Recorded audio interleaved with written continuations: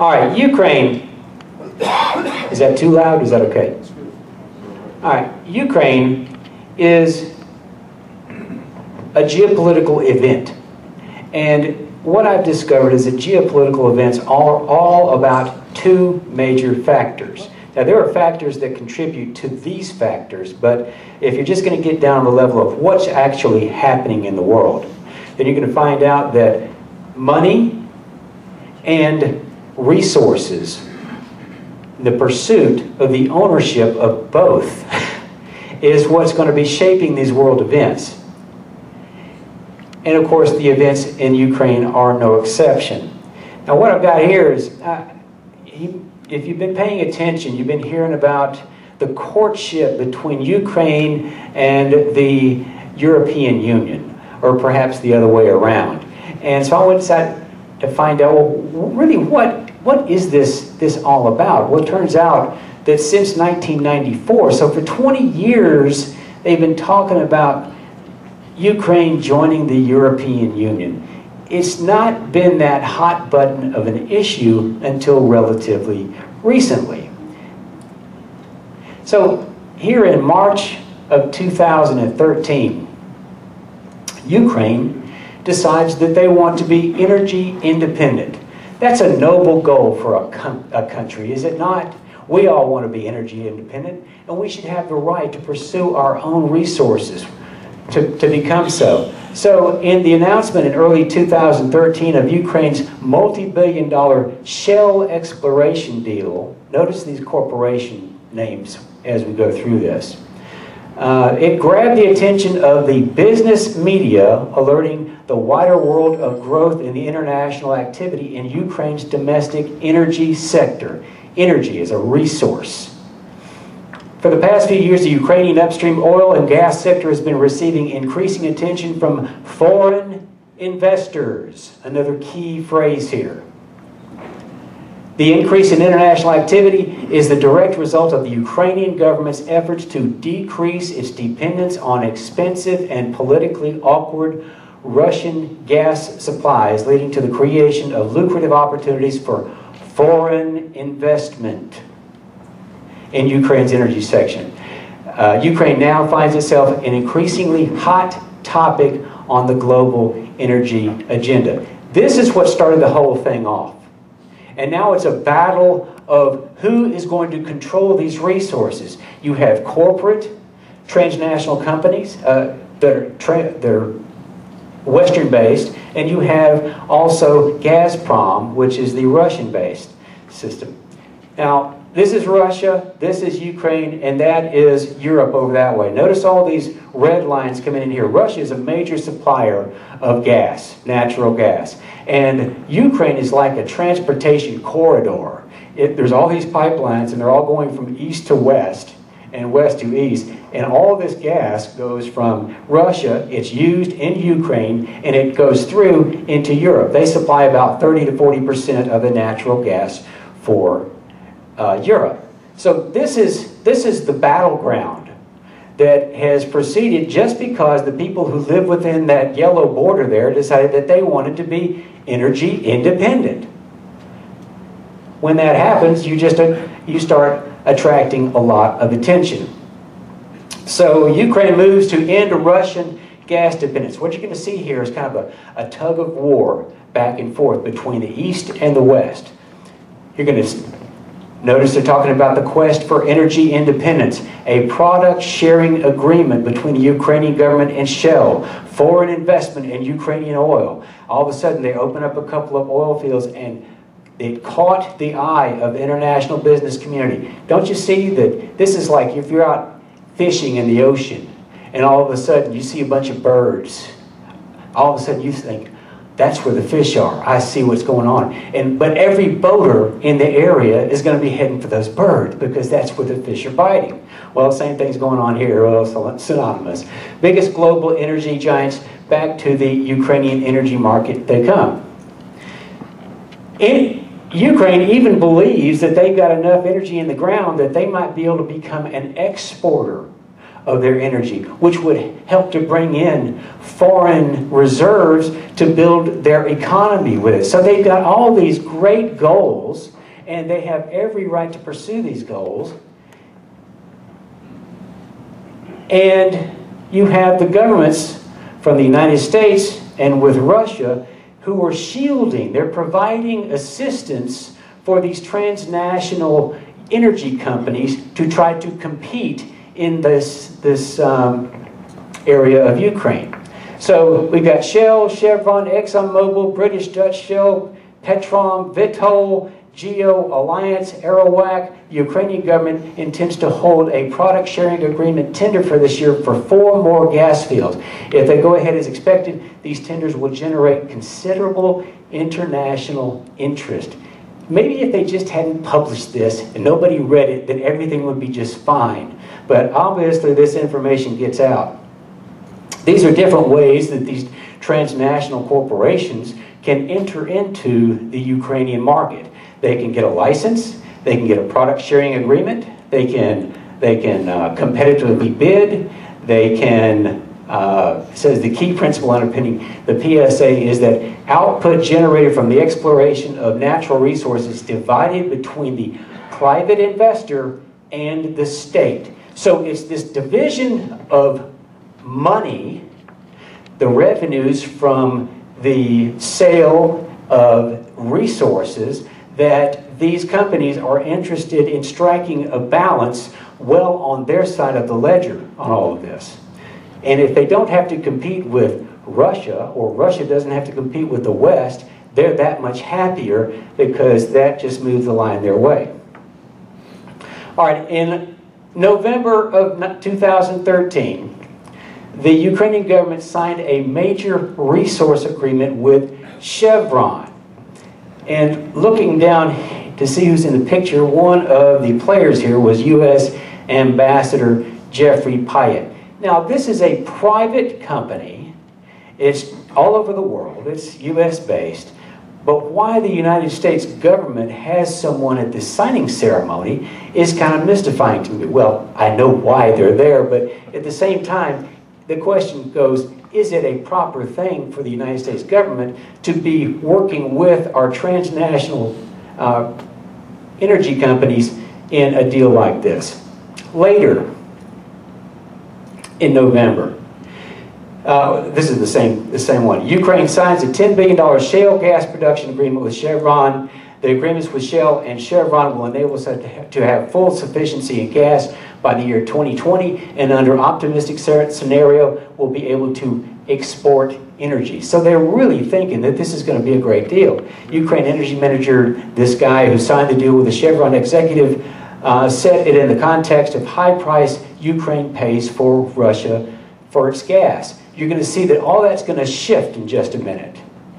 Here they're saying, we don't want to spend this much money with Russia, and they're going to think, you think that they're kind of gravitating toward the West with all this. Next thing you know, in late November, the Ukrainian parliament votes against joining the EU, and the EU is bitterly disappointed because Ukraine's decision to align itself closer to Russia and halt its preparations for signing the European Trade and Political Agreement, effectively killing the country's chance to eventually join the European Union. So all of a sudden, this tug of war is going the other way.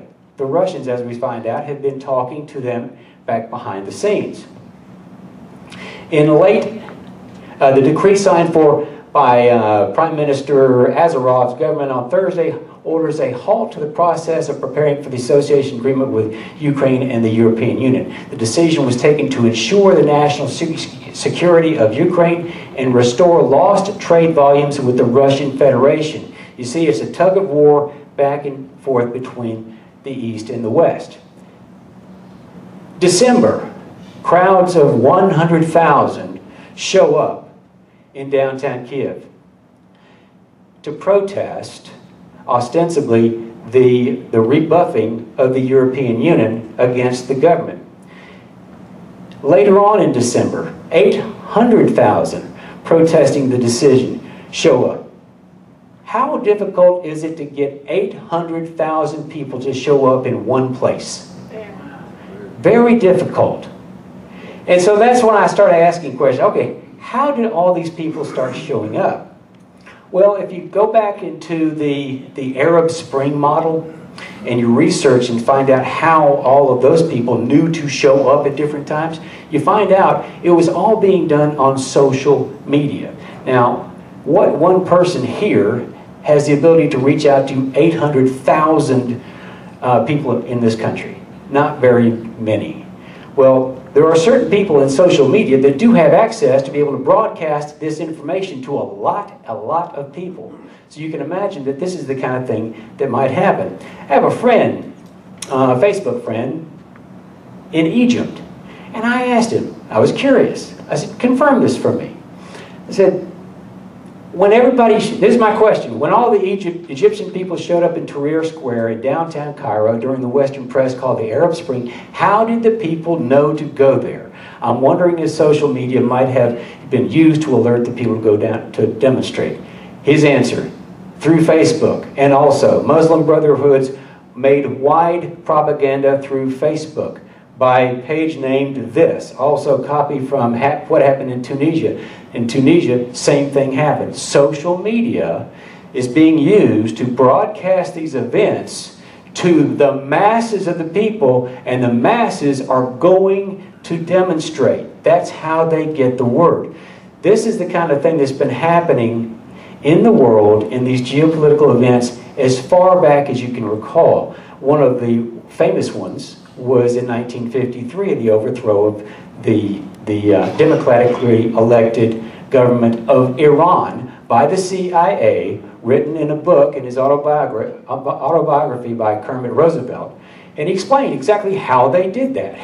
They paid the press, and they actually started blowing up things and then blaming it on the government.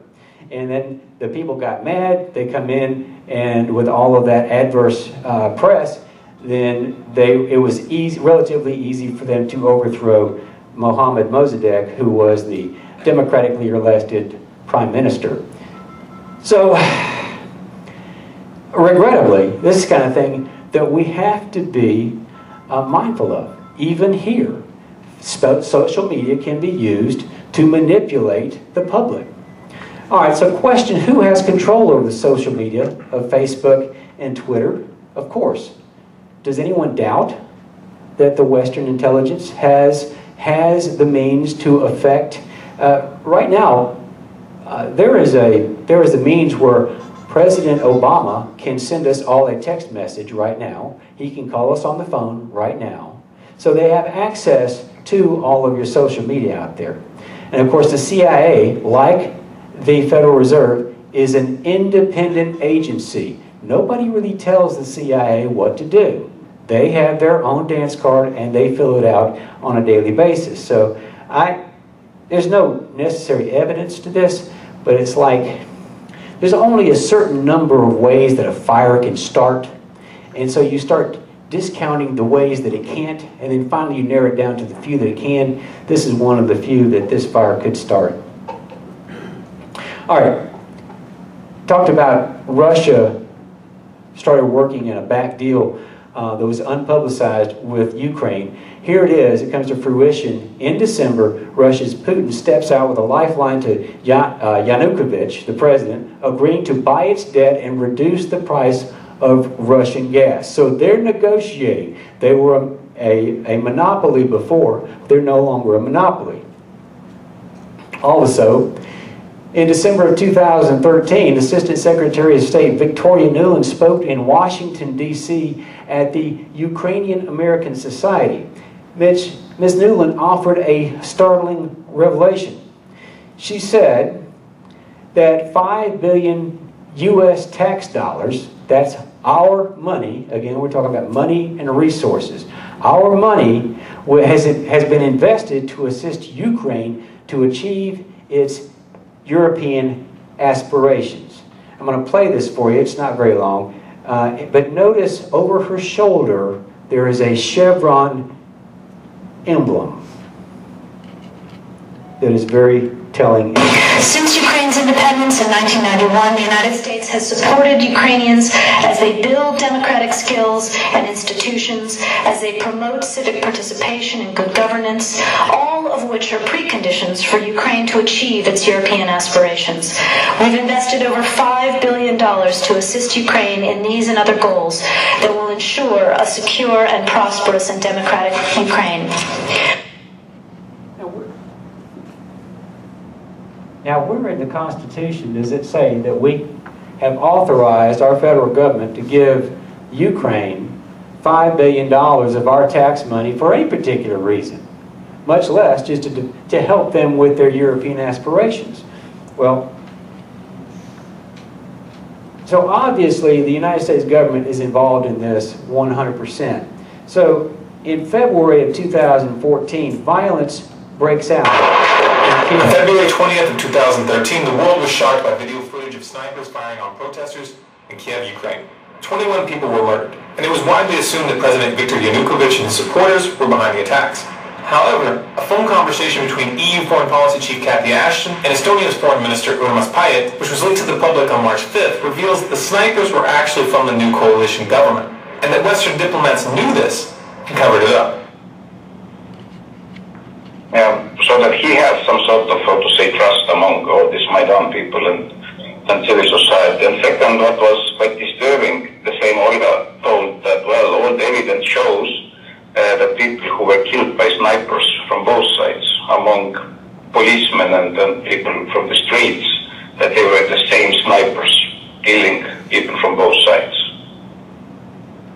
So that, then she also showed me some photos. She said that has medical doctor. She can, say that it is the same handwriting, the same type of bullets, and it's really disturbing that now the new coalition, that they don't want to investigate what exactly happened. So that there is now stronger and stronger understanding that behind snipers, it was not Yanukovych, but it was somebody from the new coalition.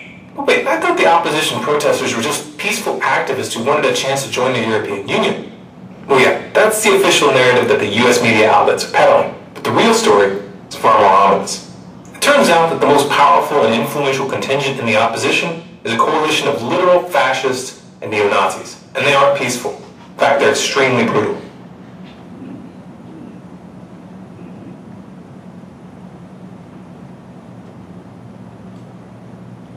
The most prominent among these extremist groups is an organization called Svoboda. The Svoboda Party, which traces its roots to the Ukrainian partisan party of World War II, was loosely allied with Nazi Germany. Until 2004, Svoboda had been called the Social Nationalist Party, a deliberate reference to the National Socialism of the Nazis.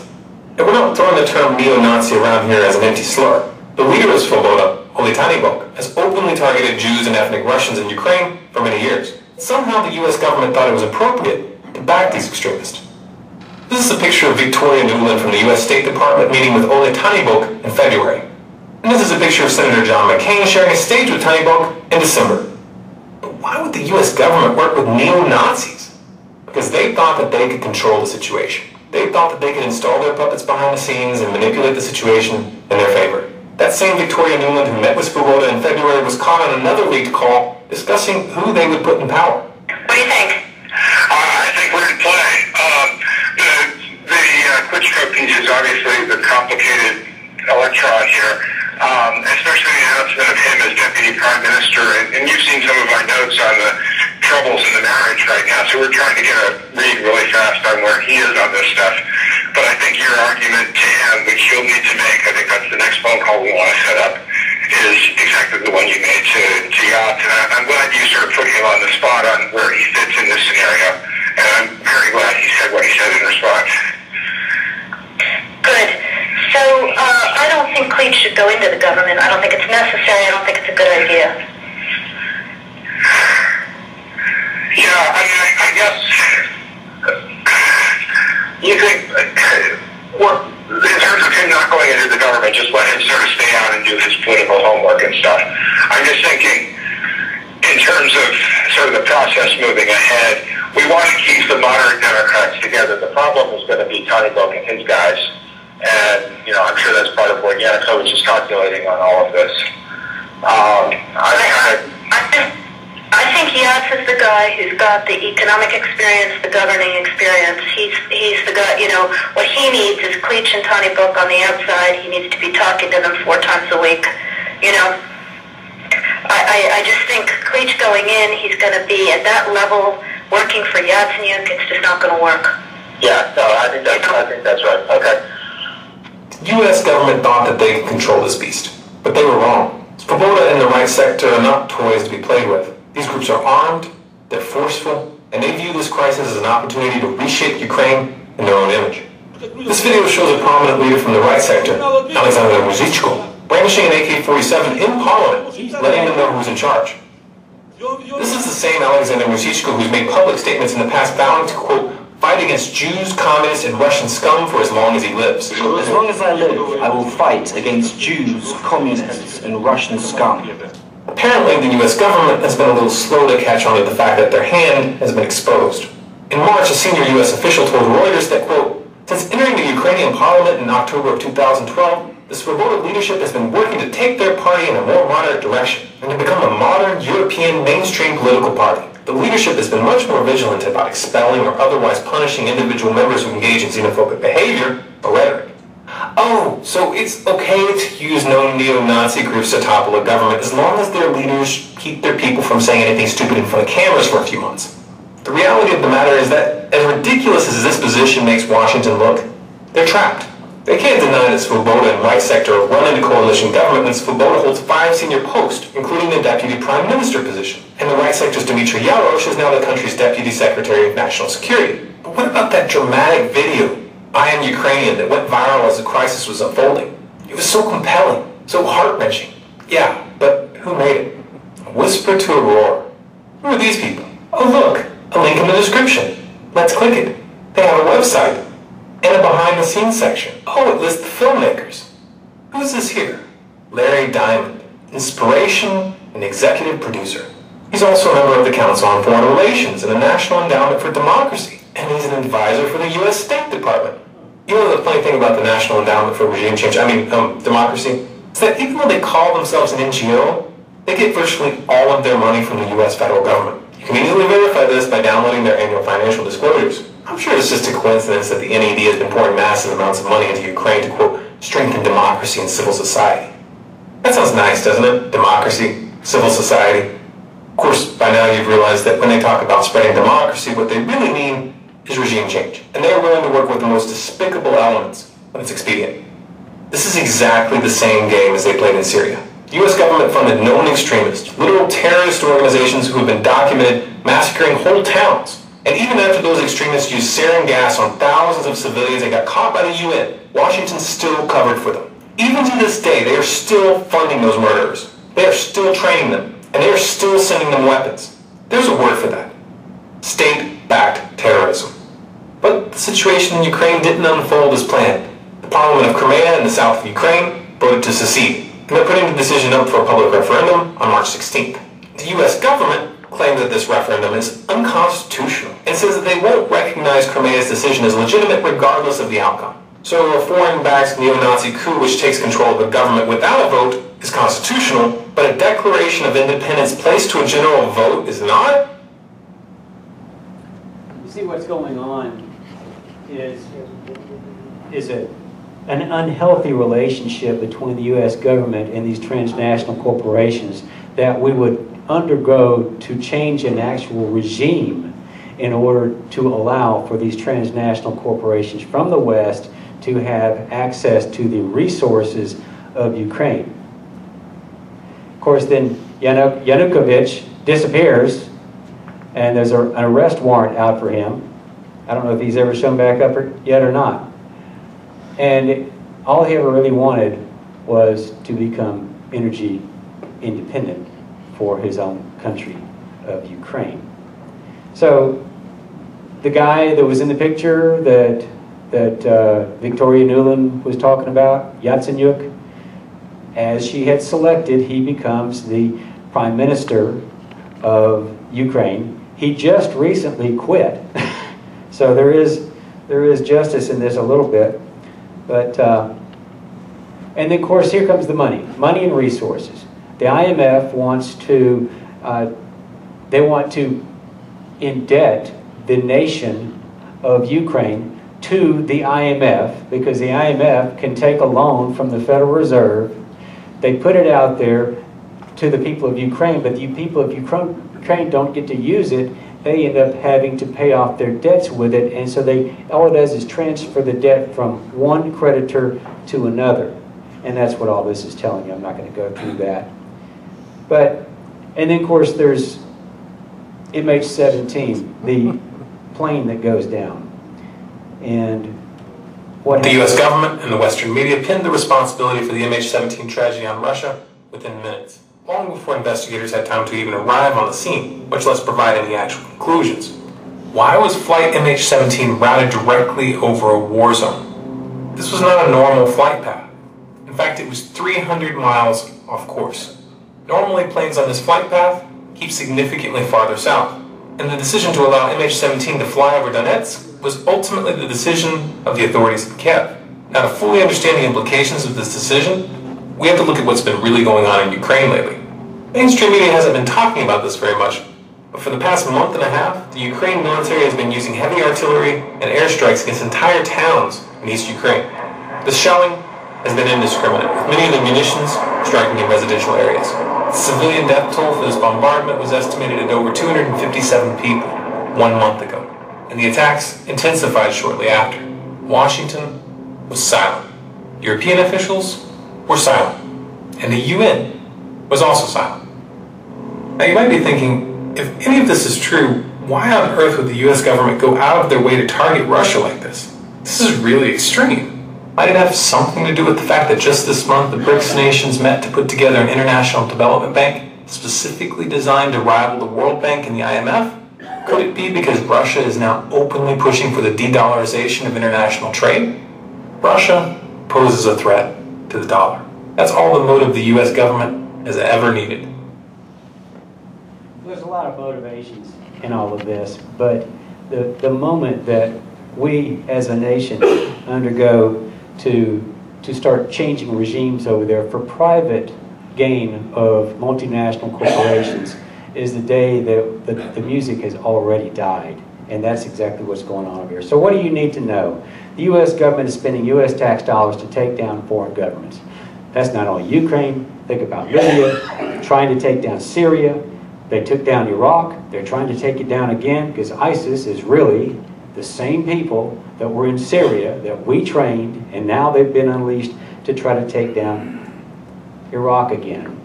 The U.S. government is lying to the American people. Does anybody question that? The U.S. government has offered no evidence of Russian wrongdoing. Now, I'm not saying the Russians are a bunch of squeaky clean people, but at the same time, the Russians allowed free elections in Ukraine. Whereas you see what we're doing on our side. I say our side, it's not my side.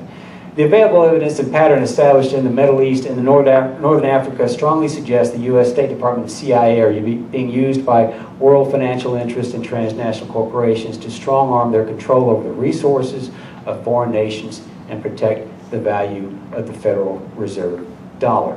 So there's a lot going on behind what you might hear on 5 minutes on the mainstream news. And the reason why I think it's important, and of course all this happened because Ukraine simply wanted to be energy independent.